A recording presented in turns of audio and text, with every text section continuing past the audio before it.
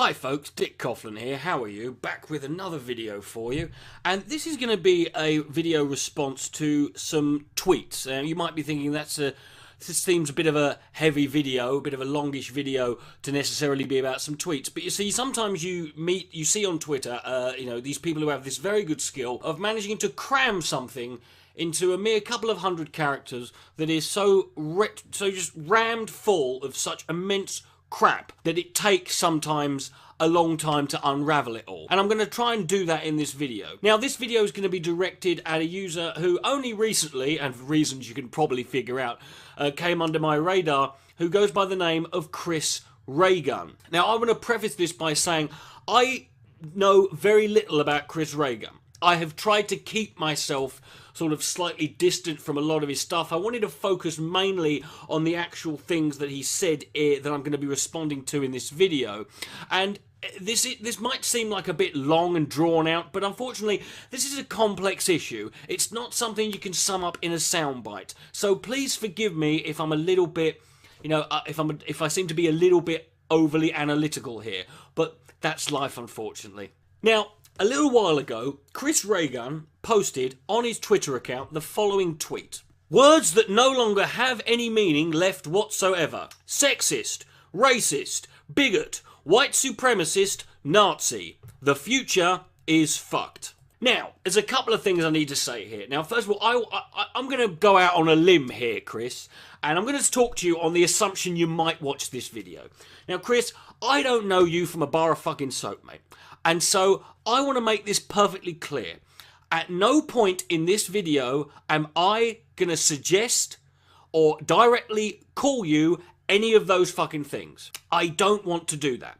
And I also want to preface by saying that actually, in a way, you are kind of right in the sense that I do agree that there are people who just jump to, very quickly, they jump to the Nazi, the bigot, the white racist, the white supremacist, whatever card, and they throw that at you without even responding to what you've said. That does exist. However, let us make something clear here. Just because some words get misused or overused does not render them useless or meaningless. What it means is there's lots of people out there who maybe just have different views on what constitutes somebody being any of those things. Or maybe it's people who have misread or misunderstood something you've said, but it can also mean that maybe you have misread or misunderstood something that you've said. Now, I don't wish to be patronising here. This is not a case of you're too stupid to know what you're saying. This is something that we all have to be aware of. This is something that not many people are aware of.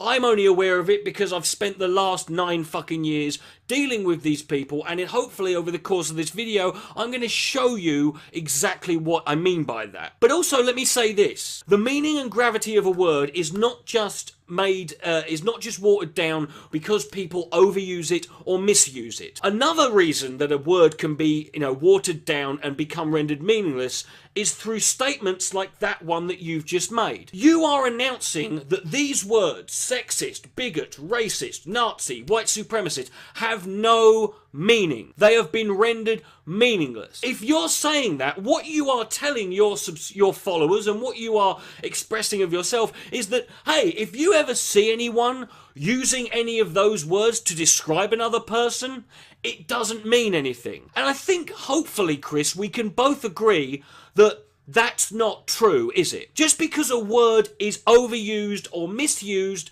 or just because you don't personally like it, does not render it meaningless. And it should not be announced and you should not try and promote the idea that just because some people do that they should dismiss any and every example of ever being used. Whatever your views are, Chris, I'm pretty sure that you would agree with me that there are people in the world who are Nazis, who are racist, who are bigots, who are sexist, who are white supremacists, and that label perfectly applies to them. Also, let's not pretend, Chris, for 1 minute that this declaration that you've made is not kind of centered around yourself. I've got a funny feeling that the reason you think that those words have been rendered meaningless is because those are things that you probably get called quite a lot. I'm just going out on a limb here, but I'm pretty sure that you think that those words get thrown at you a lot. Now, I don't know whether they're fair or not. Like I said, I don't know what's in your heart here. What I want to do is show you why sometimes that may be the case. Not all, but sometimes. But let's also ask yourself this. How many other words are misused or rendered meaningless by people, by people who engage in this kind of ad hominem debate? How many times have you thrown the word SJW at people in a derogatory manner? Do you not think that renders that one a little bit meaningless? I've lost fucking track of the amount of times I get called a SJW, white knight, or a fucking... or a mangina, or a cuck, right? And I don't like being called a cuck. That's unfair. The only person who's allowed to call me a cuck is my wife. And even at least she only has the good grace to only ever call me a cuck when she's fucking another man, right? So let's be fair here. But let's not just look at those words. Let's look at all other words. What about communist? How many times does that get thrown out at people? How many times do people throw out the word communist, Marxist, cultural Marxist? Even general words, even everyday little words that we use, like epic. How many times do you see someone use the word epic? And it's describing something completely... Look at clickbait articles that you get. Look at this awesome tweet that so-and-so sent out. It's bullshit, okay? People go right for the top shelf on everything these days. To render it down to those specific fucking words kind of is a little bit ignorant. Because I will admit those words get misused, but you have to also accept that maybe you do it too. Maybe other people do it too. But that doesn't render any of those words meaningless. So, Chris, what I want to do now is talk to you quickly about things like racism and such in the modern era. Now, the problem with racism, specifically, now I'm going to use racism mainly here as the word, but racism ties in with the word bigot, white supremacist and Nazi, so I'm going to sort of use that word specifically. The thing about racism these days is it's not like it was in the good old days. In the good old days, racists were pretty fucking upfront and very, very clear. These people are not white. These people are subhuman. They should be, at best, they should be kicked out of the country. At worst, they should be hung from a tree and burnt alive. It was very, very simple. Nobody made a fucking fuss about it. The same goes with all other forms of bigotry. Homophobia, xenophobia, sexism, anti-Semitism. These things were all very upfront. But then something happened in the world. The world became a little bit more tolerant.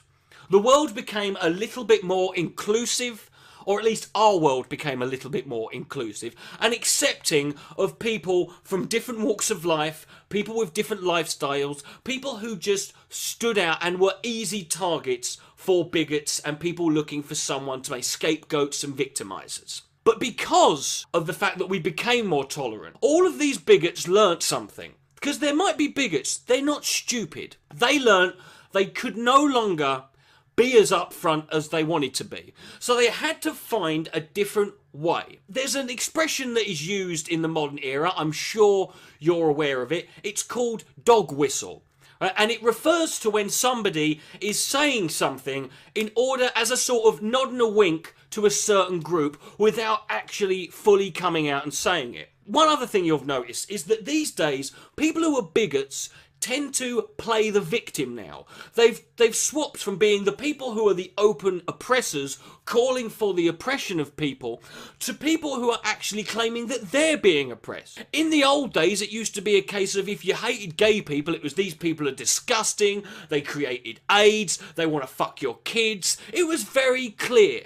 These people are evil, sick and wrong. But now you can't do that anymore. Now you can't come out and say that because you'll get shouted down by a bunch of virtue signalling SJWs on Twitter.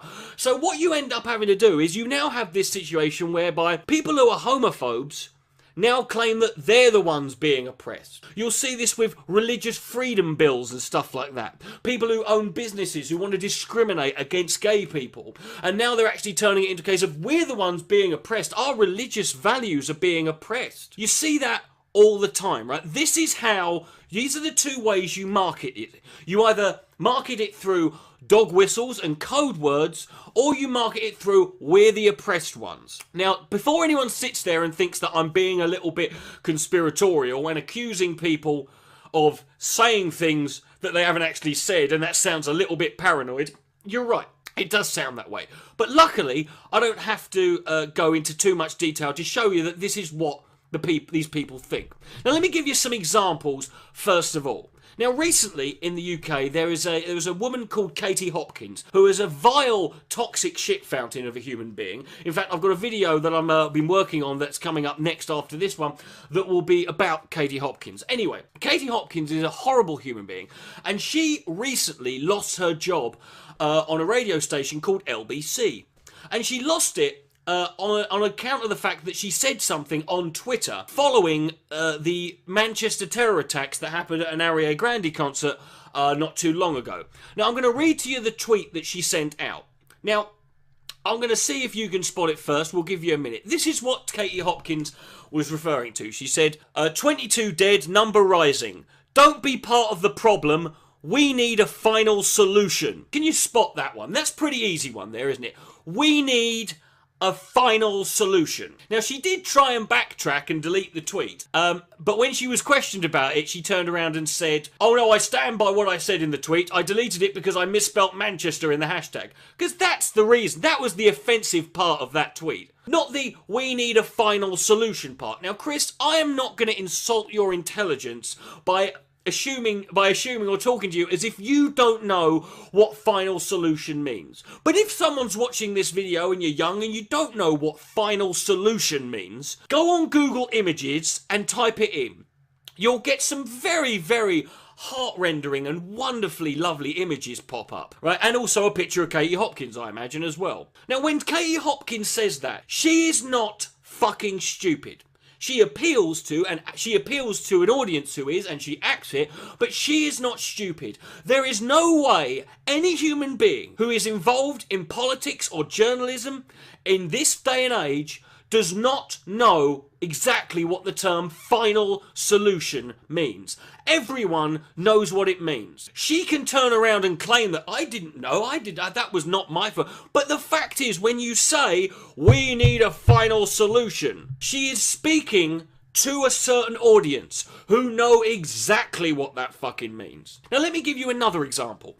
This involves a guy called Tommy Robinson, and he and I go way back. Way back, me and Tommy. Tommy Robinson, Fascist Elmo, former leader of the English Defence League, former BNP member as well. We'll get onto them in a little bit. He is a classic for using dog whistle racism and trying to speak his way around it and trying to sort of say things without fully saying it. There's deniability within the actual statements he makes, but if you're got any common sense, you know that some coincidences, the odds on them being a coincidence are just far too fucking ridiculous.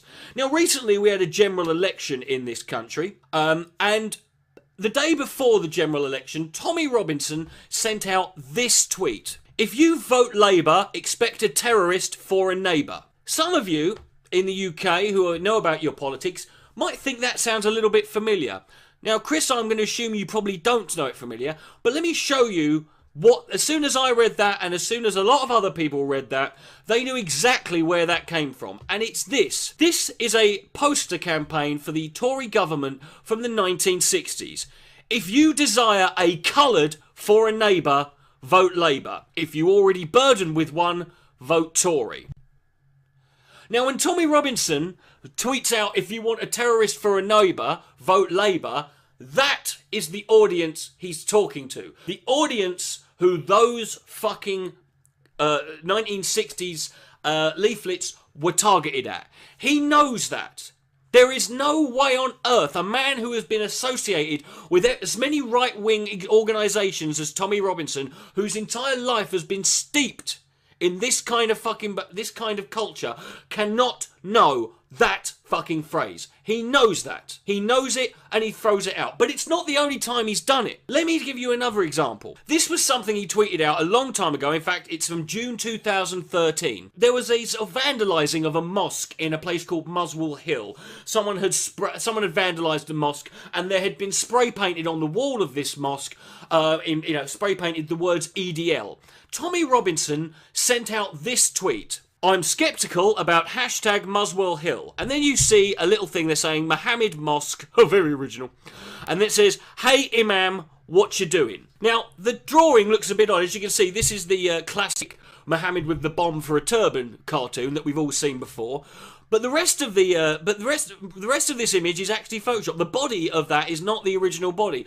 Let me show you the original poster that came from. There it is, the Shalom Temple. Hey Rabbi, what you doing? And someone drawing a swastika. This was from a campaign that was very, very clearly stating that vandalising, that stories coming out that Jewish temples were being vandalised and swastikas were being spray painted on them was actually being done by Jews. Jewish rabbis and other people were deliberately vandalising their own property. Tommy Robinson knows about that poster. He must have done, because he's used the same image and just photoshopped a picture of Muhammad with a bomb for a turban over it. That is the audience he's talking to.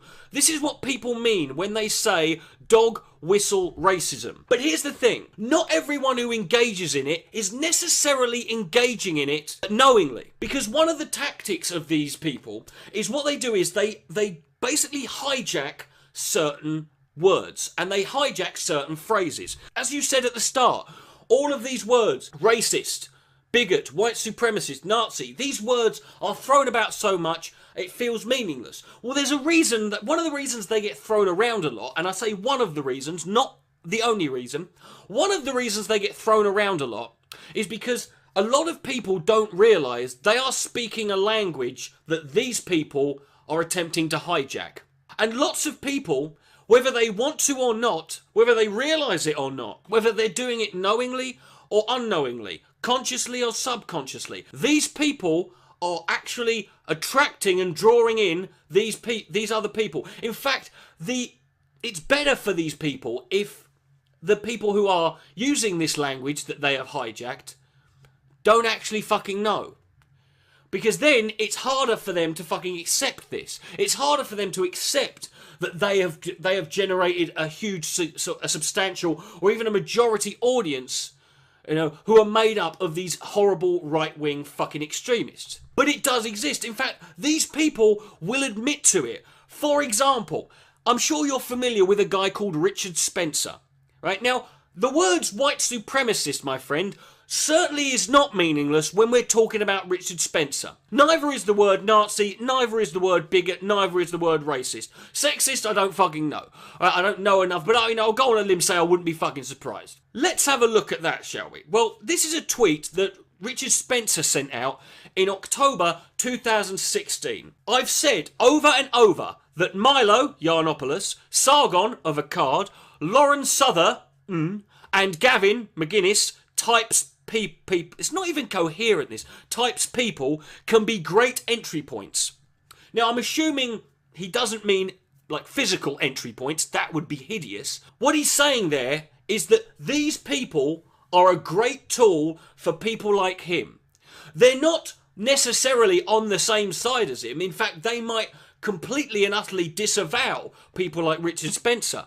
The fact of the matter is that what he's telling you is that these people are good tools for people like him. They attract an audience and they get people to a point where people like him can swoop in under the fucking radar, right? Maybe not as much him now because he's a little bit more well known, but he can swoop in under the radar and come in using the same language as them, but using it in a very different way. Now, again, I don't want you to think, if you think that I'm being paranoid and conspiratorial, let me give you the best example. I'm going to play you a clip now of, and it's a clip from the year 2000.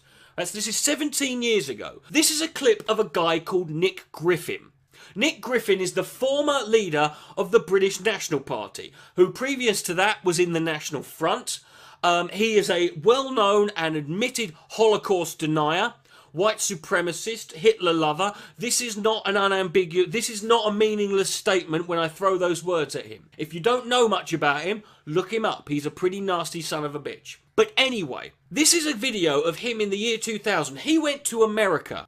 He went to do a speech for a little organisation in America called the Ku Klux Klan. And this is the year 2000 when the Ku Klux Klan was being led by David Duke. Now, David Duke and the Ku Klux Klan, David Duke has split paths with the Ku Klux Klan now. He's gone off on his own. Right? But this is Nick. Now, listen to what Nick Griffin is telling you in this video. It's very important, right? And this is how, this isn't just applied to Nick Griffin, because he's talking about it in America. What he's saying here is very important. So pay attention. I'll play the clip and we'll come back later. Beside Mr. Griffin sat David Duke. Mr. Duke is a former leader of the Ku Klux Klan, an organisation with a violent history of lynchings and murders of blacks. Nick Griffin confided in his right-wing audience that he and his party had a new strategy to sell their ideas to the British people. There's a difference between selling out your ideas and selling your ideas. And the British National Party isn't about selling out its ideas, which are your ideas too, but we are determined now to sell them. And that means basically to use these saleable words, as I say, freedom, security, identity, democracy. Nobody can criticise them. Nobody can come at you and attack you on those ideas. They are saleable. Perhaps one day, once by being rather more subtle, we've got ourselves in a position where we control the British broadcasting media, then perhaps one day the British people might change their mind and say, yes, every last one must go. Perhaps they will one day.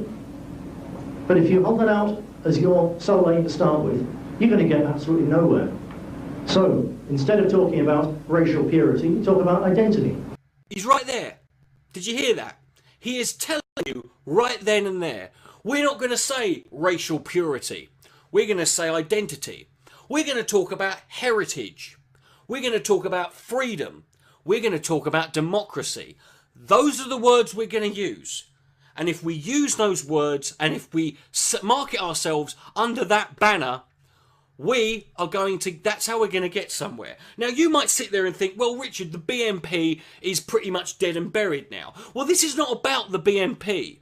What he's talking there is about selling the ideas so that one day, maybe, the British public will buy into them a bit more. And let's see whether or not they did. Right? Because believe it or not, Nick Griffin, what he did there was very important. Right? In fact, it has changed the face of British politics right here, right now that we live in today. Simply by changing the little softer words, he's now managed to hijack British politics, even though he's completely irrelevant.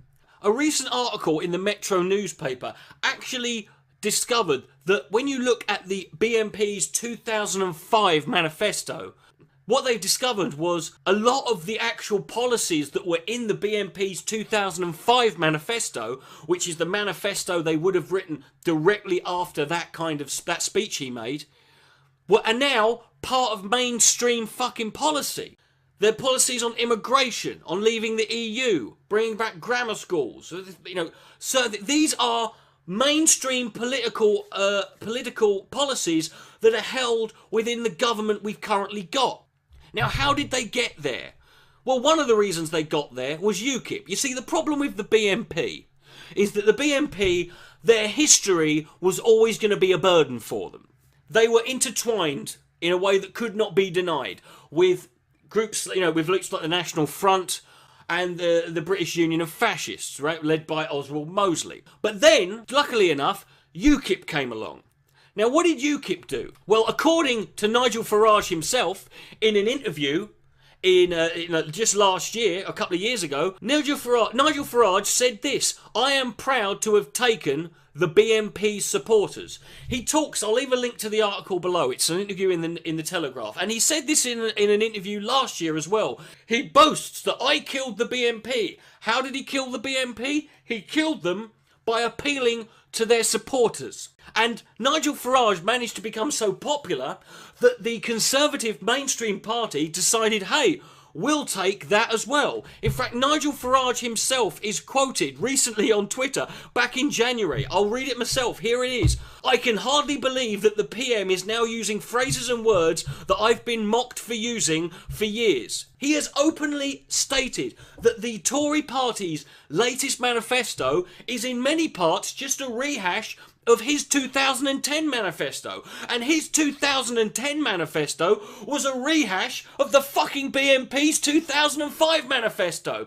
The BNP being the party led by the guy you just saw who's talking about racial purity. Now, that is what's important here. Now, you're probably wondering at this stage, Chris, what the fuck has this got to do with you? Well, I'll explain that. But before I do explain that, here's a quick word from our sponsor. Hi there. I'm Richard the Dick Coughlin. I don't know if you're like me. Handsome, talented, accomplished. Isn't it boring? Well, one thing I'm not is rich. And that's how you can help. If you go to the description box below, you'll see the top link is to my Patreon page. If you want to see more videos like this on a more regular basis, then you simply have to go down there and give me all your money. It's very fucking simple. Why won't you do it? Fuck starving people, fuck the homeless, and fuck the needy. I'm here doing the hours, putting the work in. Anyway, back to the video. Now, hopefully, at this point, you're all very much aware of the premise I'm trying to set up here, and that is that these days, racism is not what it appears to be. It's not as upfront, it's not as honest, and what it needs to be is saleable, as Nick Griffin said. It needs to be using language that makes it sound softer. And by doing this, what it means is that these people who have these nefarious agendas can hijack certain words, certain phrases and concepts, and they can get them out into the general lexicon of our language, so that when we use certain phrases and certain language, whether we mean it to or not, it is a dog whistle. It is calling those people over, and those people will either go, hey, this guy is speaking our language, let's go with him, or worse, they'll think, hey, this guy's on our side. And Chris, this is where you come in. Now, I want to make it clear once again, I'm not saying that this was your intention or this is what you wanted. I'm just trying to explain to you this is the reality of the situation. Because a little while ago, not that long ago, you sent out the following set of tweets. Now, I'm not going to go through all of them. These are from March 2017. But let's look at these tweets. Now, I don't know what Stephen King's baby premise is. Right, but let's ignore that because that's not relevant to the conversation. Right, you say, I do find it odd that multiculturalism is really only being championed by white majority nations. Like everyone else is fine with Asia, Africa, India being majority native, but it's this weird problem in America and Europe for some reason. Honestly, I don't give many shits about who lives where. I just want people to have consistent beliefs. Is that really so difficult? You know, I don't care. I don't care. I ain't bothered. You live wherever you want. But just damn it, why are we so diverse? I mean, I'm not bothered. I don't care. It's not an issue. Right? It's not fucking... I'm really not concerned. I'm just not bothered by it whatsoever. Damn it, why? So let's dissect this one, shall we? Now, why on earth would anyone equate that with any kind of white nationalist or racist thinking? Well, the key word there, Chris, is within the fact that you think that only white majority nations embrace the idea of multiculturalism. Now, here's the first thing you've got to understand, is if you're talking specifically just about the word multiculturalism, then yeah, it is really only white nations because it's a word that hasn't been around very long and it's a word that only we use in the world. It's a word that doesn't really translate in many other cultures, right? They have multiculturalism, diversity, if you will, in various forms, but they don't call it multiculturalism. And the specific part of your tweet there is where you go, Africa, it's Asia, Africa, India being majority native. But it's a weird problem for white majority nations. That, Chris, unfortunately, is almost word for word, verbatim, part of what is called the mantra. Now, the mantra was invented by a guy called Bob Whittaker. Bob Whittaker is usually credited with creating what's called the white genocide conspiracy. That is a conspiracy that suggests that there is actually an active conspiracy amongst the elites of the world or whatever to eradicate white people by forcing them to live with people who are not white, and then somehow brainwashing them into believing that they have to mix with these people. So if you've ever had sex with someone who isn't if you're a white person and you fucked a black person or someone who's not white, that's political correctness gone mad. I mean, that's literally what it is. Now, Bob Whittaker, it's interesting timing this, because Bob Whittaker recently died. And what a fucking hypocrite, eh? He goes on about white genocide, then the cunt goes and dies. What a fucking mook. But anyway, Bob Whittaker created what was called the mantra. Now, Bob Whittaker is a white supremacist, right? He is a white nationalist, whatever you want to call it. He was, at one point, he was the leader of what was called the American Third Position, which sounds like a weird sex move. But the American Third Position was a political party, and their manifesto contains such nuggets as this. The American Third Position exists to represent the political interests of white Americans. We want America that is recognisable to us, that we feel comfortable in. The initial basis of our upstart organisation is the racial nationalist movement. It has been in disarray for the last 20 years, so there's not as large a base for us to draw from. What specifically does this have to do with what you say? Well, Bob's mantra, I'm not going to read it in full. I actually did a couple of videos about this in 2010. So that shows how far this has fucking grown. That shows how much this has spread. This is basically the parts of it that are relevant. Everybody says there is a race problem.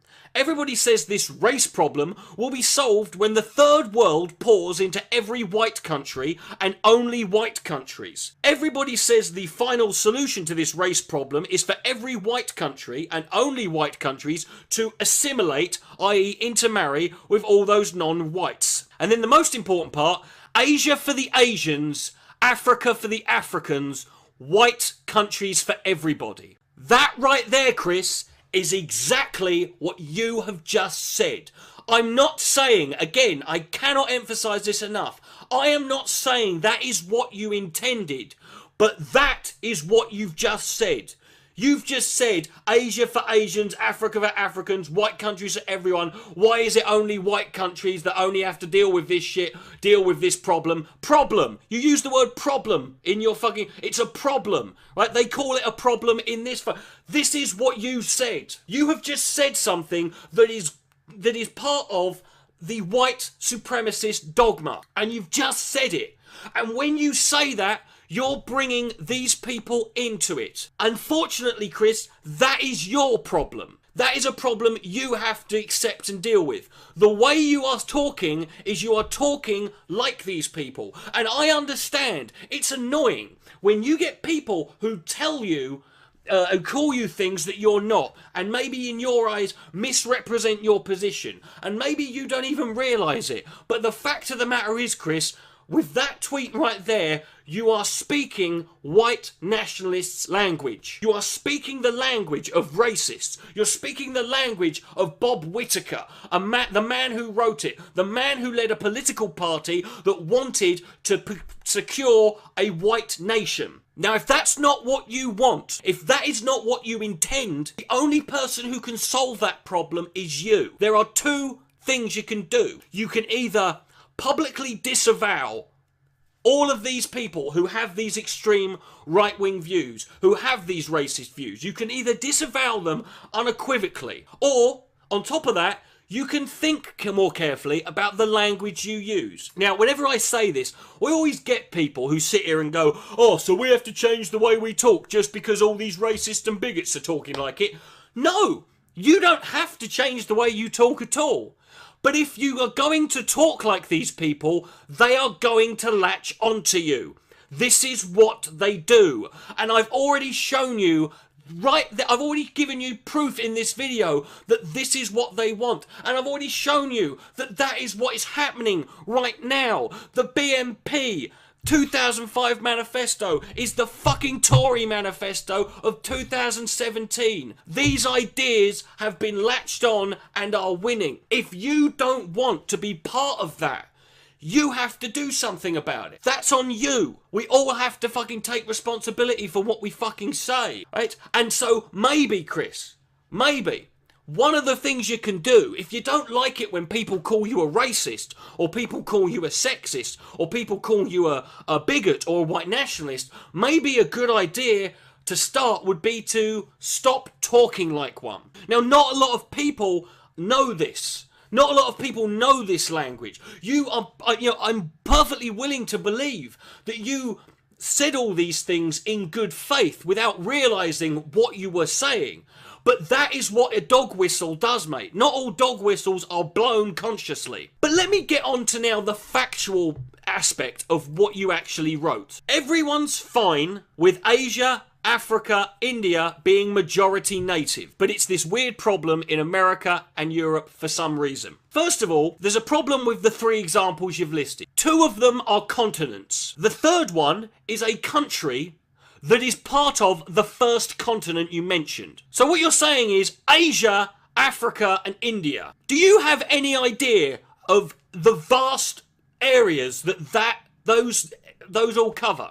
You do know that Asia is not a country, that Africa is not a country, that India is a country. And my curiosity is, when you said Asia and Africa, is that what you really meant? Did you mean Asia? Or did you mean Asia as in the people who look Japanese, Chinese, that south? Did you mean Southeast Asian? When you said Africa, did you mean Africa or did you mean black? Because that's the only way any of those, those 3 examples make sense, is if you're using them to say something else. But the problem here, Chris, is this is a classic example of what you would call ethnocentric thinking. You think that the world you live in is so fucking different and so fucking special. All the other countries are, and everywhere else in the world, it's all completely different. What are you actually saying? Let's have a look for a start at the areas that are covered. In Africa, right? These are the countries that exist in Africa. Algeria, Angola, Benin, Botswana, Burkina Faso, Burdini, Cabo Verde, Cameroon, Central African Republic, Chad, Comoros, the Democratic Republic of Congo, the Republic of Congo, Côte d'Ivoire, that's the Ivory Coast, Djibouti, Egypt, the Equatorial Guinea, Eritrea, Ethiopia, Gabon, Gambia, Ghana, Guinea-Bissau, Kenya, Lesotho, Liberia, Libya, Madagascar, Malawi, Mali, Mauritania, Mauritius, Morocco, Mozambique, Namibia, Niger, Nigeria, Rwanda, Sao Tome and Principe, Senegal, Seychelles, Sierra Leone, Somalia, South Africa. Yeah, there's no diversity in South Africa, is there? South Sudan, Swaziland, Tanzania, Togo, Tunisia, Uganda, Zambia, Zimbabwe. Are you aware of the vast amount of diversity? Now, I know in your mind, you might think you can't tell the difference of a geezer from Gambia or a geezer from Ghana and a geezer from Botswana. They fucking can. I know that we can't always tell the difference between a Chinese bloke and a Japanese bloke, or, you know, is that a Japanese bloke, is that an Eskimo, or is that a Chinese bloke with a fucking woolly coat on? I know that you don't, but then I can't tell fully the difference between someone who's got a Canadian accent and someone who's got an American accent. But generally they fucking can. I know that it might seem same to you, but it's not, right? Let's have a look more. Let's have a look at Asia, right? Here are the countries that are included in Asia. Right, you want to talk about diversity. These are Asian countries. Afghanistan, Armenia, Azerbaijan, Bahrain, Bangladesh, Bhutan, Brunei, Cambodia, China, Cyprus, Georgia, Indonesia, Iran, India, Iraq, Israel, fucking Israel, Japan, Jordan, Kazakhstan, Kuwait, Kyrgyzstan, Laos, Lebanon, Malaysia, Maldives, Mongolia, Myanmar, also known as Burma, Nepal, North Korea, Oman, Pakistan, Palestine, the Philippines, Qatar, Russia, Saudi Arabia, Singapore, South Korea, Sri Lanka, Syria, Taiwan, Tajikistan, Turkey, Turkmenistan, the United Arab Emirates, Uzbekistan, Vietnam, Yemen. How much more diversity do you fucking want, my friend? You know, that is a pretty diverse group. You've got China, Japan, Israel, Russia. You've got the Middle East. You've got... I mean, that is a pretty diverse fucking area there. What do you expect? What do you mean? You know, Israel, how old is Israel as a country? How old are a lot of these other countries? You're talking about diversity. Now, I know North Korea is not really diverse, but North Korea is the only example you could give of a country that has a monolithic is a monolithic entity, and in terms of its ethnic demographics, in terms of cultural and ethnic diversity. Do you realise how fucking big an area that is he's covered there? Are you telling me that Thailand and Cyprus and Kazakhstan and Russia are all the same? Oh, they're all the same. They're all fucking... there's no So what did you mean when you said Asia? Right? What did you mean when you said fucking Asia? Right? And if you think there's no diversity in any of these places, right, you should look at... Let me put this up. Right, this is from the Lowry Institute. This is about religious diversity in Southeast Asia. Right, as you can see, in Brunei, majority of people are Muslim, about 80% of them. And as you can see next to it, Myanmar, they're about 80-90% Buddhist. Cambodia is about 95% Buddhist. Then you got Laos. Laos is only about 60% Buddhist, and then it's got traditional, which is which is to do with more sort of traditional religions that are connected with that area. There's a multitude of religions, of minority religions in there. Then you've got other countries. You've got countries that are... Right, you've got Malaysia. Malaysia, again, mostly Muslim, but it's also got a lot of Buddhist in there, and some Hindu. Then you've got the Philippines. That is mostly fucking Christian, with a little bit of fucking Muslim thrown in. Then you've got Singapore, which is a complete fucking mess over there. There's just a bit of everything in that one.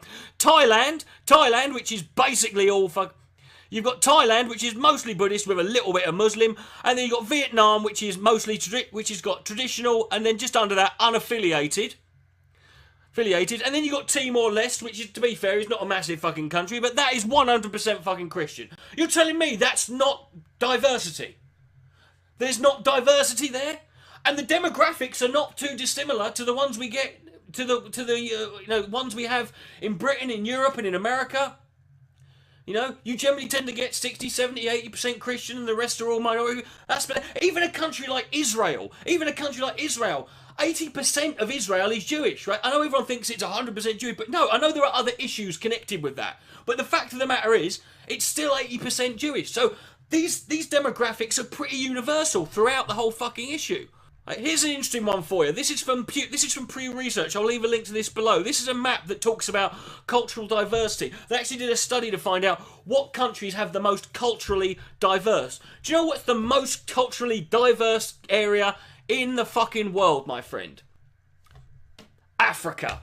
In fact, looking for a real multicultural experience? Head to Chad in North Central Africa, where 8.6 million residents belong to 100 ethnic groups, or to Togo, home of 37 tribal groups who speak 39 languages.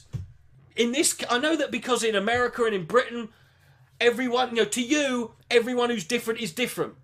And maybe when you look over there, like I said, you can't tell the difference between one culture and another, but they fucking can. And I know to you their languages all sound a little bit similar, but to them they don't. Right? I'll leave a link to this below and you'll see right through it. In fact, you'll also notice that some of the least culturally diverse areas, America actually is in the middle when it comes to cultural diversity. Canada and Mexico are more culturally diverse than the US. Right? Canada and Mexico are more culturally diverse than America. Right? But as you can see from that map, the most fucking diverse areas in the fucking world are actually, in terms of culture, are in Africa, my friend. Right? But let's not talk just about culture, let's talk about else. This is from the Harvard Institute of Economic Research. They did a study to find out what are the most and least ethnically diverse countries in the world. And let me bring up the map just to show you. Oh, bugger me with a fish fork. Look at that. It's Africa. And where's America? Oh, look, America is right in the fucking middle. And if you go look over in Europe, you can see actually Europe is some of the more ethnically homogenous or least ethnically diverse. It's actually fucking Africa again. Africa has got more ethnic diversity than the rest of the fucking world.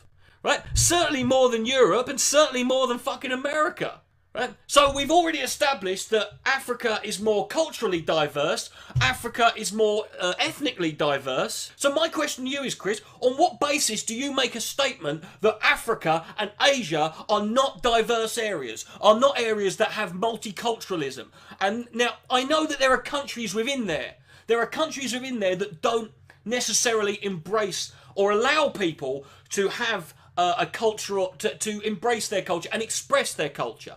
They don't allow people to have different religions. They don't allow people to speak different languages. But let me ask you this. Do you want to fucking be like that? Do you want a country, do you live in a country where we tell people, oh, you can't do this, you can't do that, you can't believe that, you can't believe this, you can't pray to that God, you can't wear those clothes, you can't watch this TV programme, you can't do this dance? This is what it's like for people who live in some of these other countries. Do you want it to be more like that? Or do you want them to be more like us? What do you want? You said it's a problem. You called it a problem. Well, if it's a problem for us, it's obviously a problem for them too. Right? This is not a debate here on this issue, Chris. What you've said there, when you say that Asia and Africa, for diversity and multiculturalism are fucking not an issue for them, right? How many African countries have you been to? How many Asian countries have you been to? How many times have you visited these places? Or spoken to people from them? How much research have you actually done? Because that statement you made, where you say it's only a problem for us in white majority nations, right? It is objectively, it is completely and utterly wrong on every level. It is bullshit, right? It is the statement that can only be made by someone who is, at best, just, ill-informed or brainwashed, or someone who's just incredibly stupid and full of hubris, or at worst, someone who has a nefarious agenda. Those are your options, mate, because there's no fucking argument about any of this. These places around, if you honestly think that the world you live in is so much more different than the rest of the world, that you can look on that you look around the world and you see Africa and you've got this image of Africa and everyone's the same and it's all homogenous. It's not. It is genetically and culturally the most diverse place on the area in the fucking world, my friend. Right? And let's talk about immigration for a second, right? You look at immigration. Right, here's another map for you. Which country has the most fucking immigrants? Now, as you see there's a lot of diversity in Africa. And there's a lot of places, as a percentage of a population, you'll see that definitely America and Europe have got more immigration. Yes, we do. But we're nowhere near the most. In fact, we ain't even in the fucking top 10. We ain't nowhere near the fucking top 10. In fact, there's barely any fucking European countries in the top 10 of countries with the highest population of immigrants. The countries, here are the top 10 countries who have the most immigrants. Luxembourg, Singapore, Bahrain, Monaco, Macau, Andorra, Liechtenstein, and the top 3, Kuwait, Qatar, and the United Arab Emirates. The United Arab Emirates has over 80% population of immigrants. Think about that for a second. More than 80% of the population of the United Arab Emirates, nearly 80% of Qatar, 75% of Kuwait, over 60% of Liechtenstein. These places are that's the percentage of immigrants, right? America still doesn't even anywhere near the bottom. In fact, if you look at the G8 nations, America has less than 15%.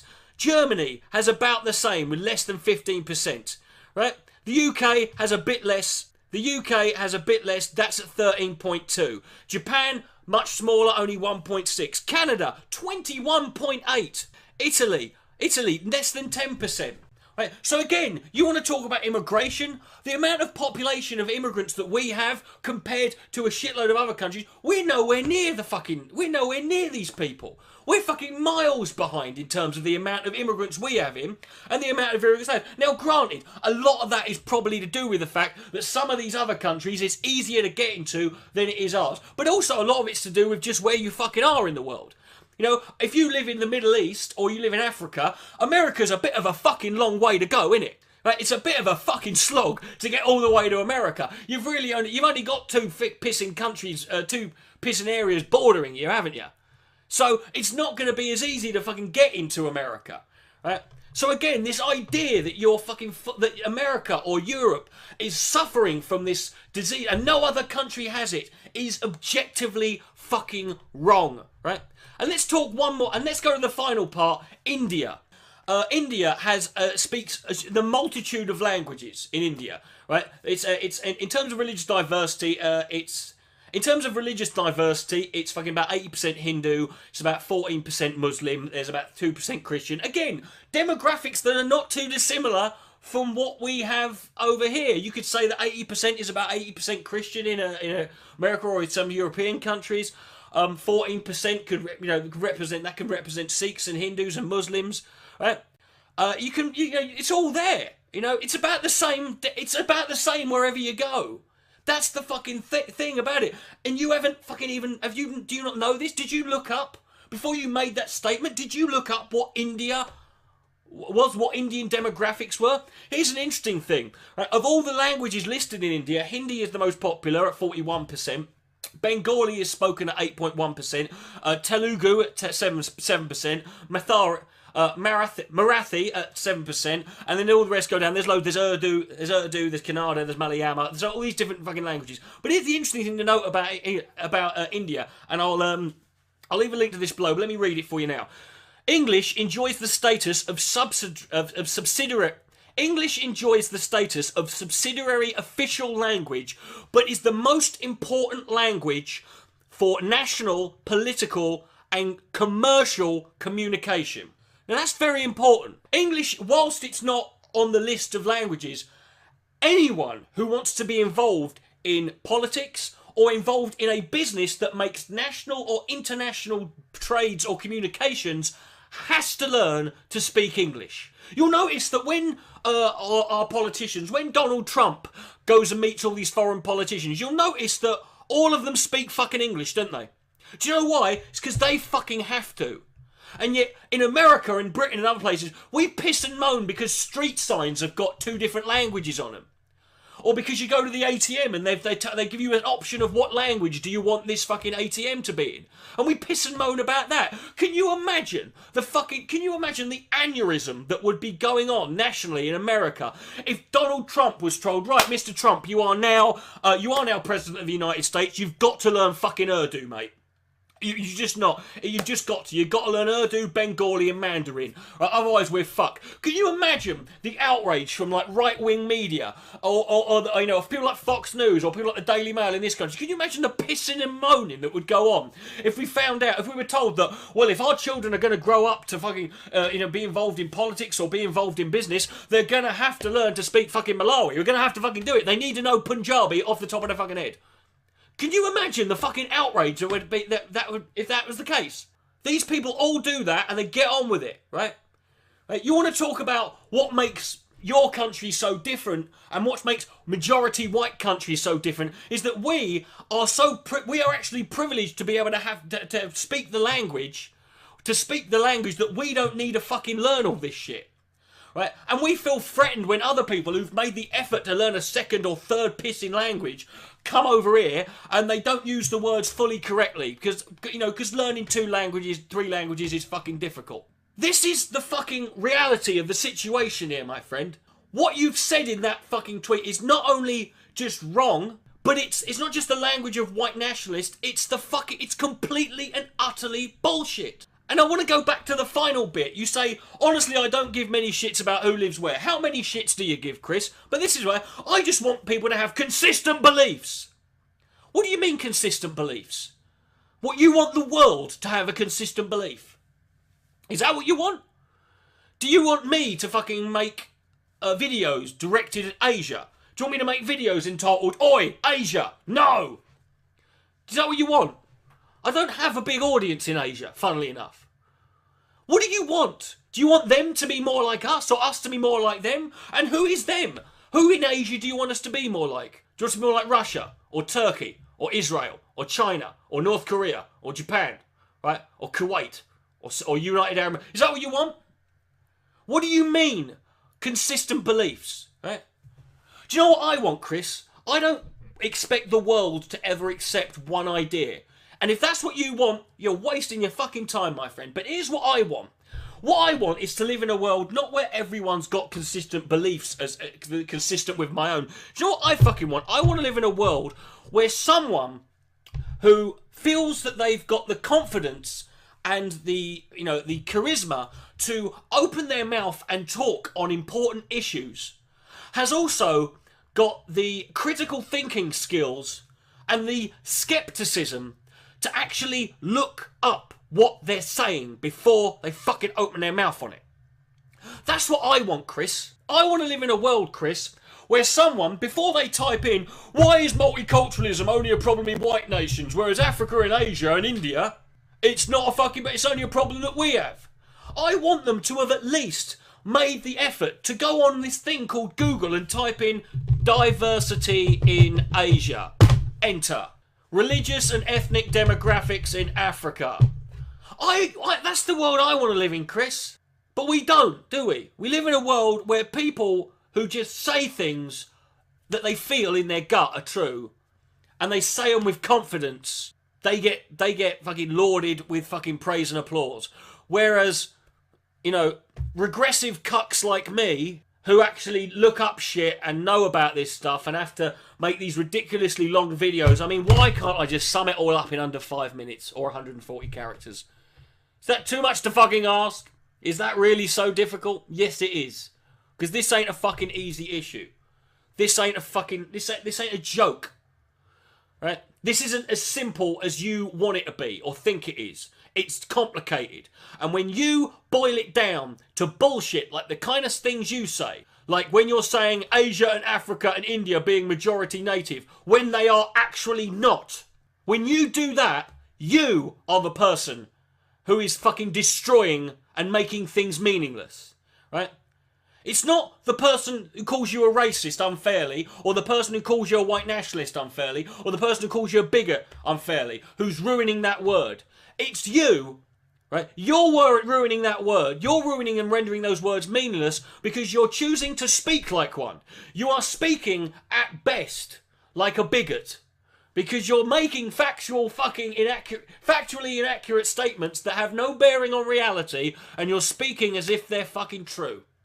And that is a greater detriment to the future, and that is a greater fucking of the future than some